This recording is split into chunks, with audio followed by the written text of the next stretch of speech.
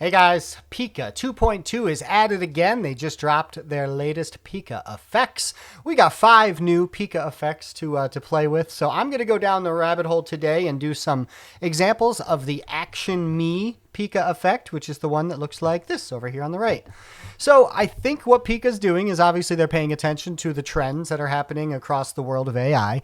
And we all know about the ChatGPT action figure trend. And Pika said, you know what, ChatGPT, let me do you one better and do this as a quick, 3 to 5 second video where somebody becomes an action figure just by uploading their own images. So I had some fun with that. I also did the eye zoom in one because I thought that was pretty cool and I wanted to see how accurate it got with that. So I'll show you that one at the end. I did some things in here that were pretty fun. So also we're going to make one together. I want to show people just how easy this is to do it. So I'm going to get one of those going and then we're going to review the ones that we made. So I'm going to click this try it right here. I'm going to click this. I downloaded an image. So I got myself playing guitar here, of course. And let's generate that one. And, we're going to go back to my library and take a look at some of the other ones that I made. So here's one, my first one I did, where it's just me sitting in my room. And there was a couple of guitars behind me. I got mixed reviews on this, guys. I want to hear in the comment what you think, but I don't think that the action figure really looks like me anymore. He kind of changed my face. Hey, they darkened the beard. I'll take that when I can. But look at the distortion on my Fender shirt. Actually, it's funny. I'm wearing the same shirt now as I was in this image, of course.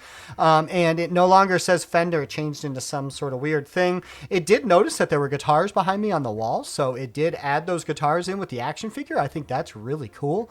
Also, my hat, it kind of changed that and put it in, but I don't know, I just don't think my face looks the same here really. And it added some tattoos on my arms. I don't have tattoos on my arms, so a little bit different there, but maybe it just took an assumption there with guitars and musician and stuff like that and maybe decided to add a few tattoos. So please let me know in the comments what you're thinking on this one. I don't know. I think it's all right. So, all right, close this one out. All right, so my favorite musician here, Tom from Blink-182, I've had his image in there for a while, so let's see what it did with this one. Pretty cool. Added a microphone. The guitar is hella distorted. That's a bit weird, but that's okay. Kind of still looks like him. To be honest with you, I'm a little bit disappointed on this one, Pika. I think that you distorted the original image a little too much, and you kind of missed the original kind of flair that the ChatGPT ones had. And also, look, his legs are not in part of the plastic here at the bottom. They're hanging out lower, which is a little bit weird. So not too bad. Let me know in the comments what you're thinking.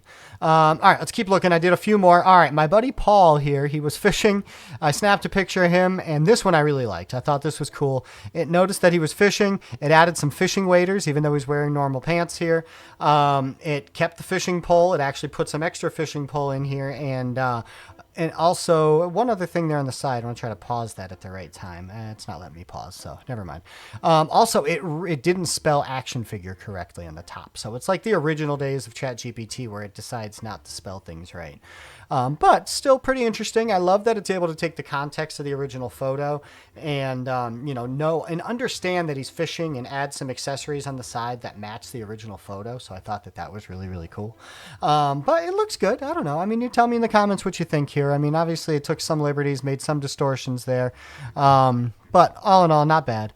All right, let's do another one. Okay, my little dude. All right, so I had a picture of my little man here after he got a haircut, and I don't know, it made, all right, so it's just adding some things like a couch and stuff from the living room into the image, and he goes from cute to creepy really quick here.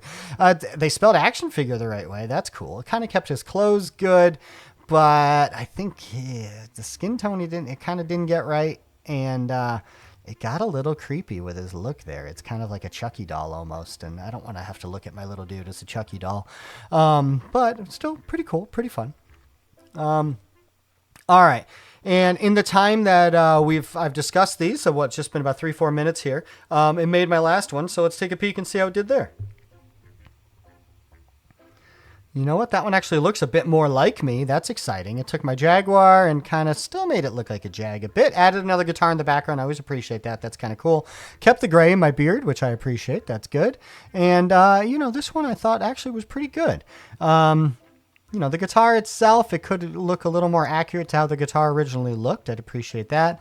I do like some of the lens flare that's happening in the actual plastic coating here. That's cool. And, it looks like it's hanging on one of those shelf things with the hooks and everything. But kept my shirt color, kept my pants, kept my guitar color. That's all good. And added an extra guitar behind it. So pretty cool. So, all in all, Pika, you always seem to do okay. It's not like Google Veo where I'm just blown away by the results, or it's not like Kling or anything like that. But it certainly serves a certain purpose if you could use it the right way. So, for the new Pika effects here, pretty fun, pretty good. They're trying to stay trendy, stay on theme with, things that are working in the world of AI and social media as well. So not too bad. All right. I did tell you guys at the end I wanted to do that zoom in on the eye one. And as you can see over here on the right side, it did it. Now, one of the things I do appreciate here is that the original image doesn't really show my eye colors very much, but when it did the zoom in eye look, it actually did a better job on my eye color than I normally can get. So my eyes, I normally say, are kind of like a bluish green, but on the inside, there's like a yellow ring around the pupil, and it kind of nailed that. So if I really, really zoom in and look closely in my eye, it kind of looks like that. So there's definitely some, illustrations and some distortions happening here, but all in all, not too bad. But kind of a cool little bonus thing here. Please let me know in the comments. Do you use any of these things in Pika? Do you use them for any fun purposes or any commercial purposes? Are you able to use them, as on the beginning as like a hook on a short or a reel or something like that, or a TikTok? So please let me know in the comments, how it is you think that you can use these. And also let me know which one you think is the best. I just want to go over these. I'm going to go over some of these other Pika effects later in the week. Some of them look pretty fun. Let's just kind of give a preview here of what we're going to have later in the week. So there's the arcade one. I think is cool. It's kind of that same thing as the action figure where you take the person and kind of illustrate them and put them into a machine. Polaroid's kind of doing the same thing here as well, the magic Polaroid. And the last new one was this yarn charm, which is really cool. I'm going to share it with my aunt. She actually makes crocheted animals out of, people's animals who have passed, and she does an amazing job, so she might appreciate this. So, but a lot of cool things going on here. There actually looks like a couple other newer ones here that I haven't tried yet, so I'll probably go down that rabbit hole in some subsequent video. So, but hey, we passed our 1,000 subs, and if you haven't done it yet, please like and subscribe. We appreciate that a ton. And if you want some updates on everything going on in the world of AI, and you want to check out our podcast, Rosh and I do the Creative AI Show every Monday. We talk about all the latest news in AI for about 20-30 minutes, and we talk about how we're using these tools to help our own creative endeavors and to help our clients. So, all right, until then, we're two creative guys talking AI.